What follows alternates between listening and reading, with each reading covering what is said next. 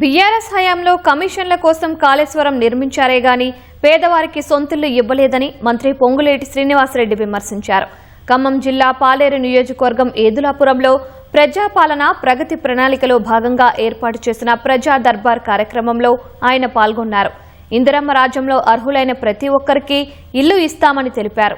GHMC పరిధిలోనూ 1,00,000 ఇల్లు ఇస్తామన్నారు.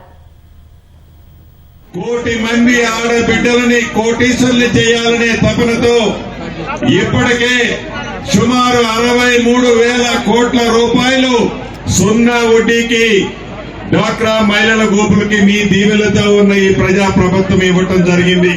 Commission వస్తుందని కాళేశ్వరం కట్టడానికైతే డబ్బులు ఖర్చు పెట్టాడు కానీ పేదవాడి ఆత్మ గౌరవానికి చిహ్నంగా ఇల్లు ఇవ్వాలనే జ్ఞానం లేని కారణంగా రాష్ట్ర వ్యాప్తంగా లక్షలాది మంది ఆడబిడ్డల కోసే ఈ ప్రజా ప్రభుత్వ దీవెనకి కారణం. అర్హులైన ప్రతి పేదవాడికి నీది ఏ కులమని అడగం, నీది ఏ మతమని అడగం, నీది ఏ పార్టీ అని అడగం.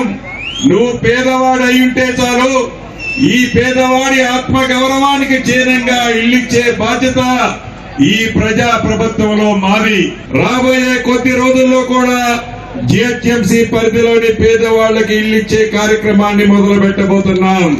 ఈ 2.5 సంవత్సరాలలో నిర్మించిన 2.5 లక్షలతో కలిపి 8 లక్షల ఇళ్లు 2 సంవత్సరాలలో మీ దీవెనలతో ఉన్న ఈ ప్రభుత్వం ఇవ్వటం జరిగింది.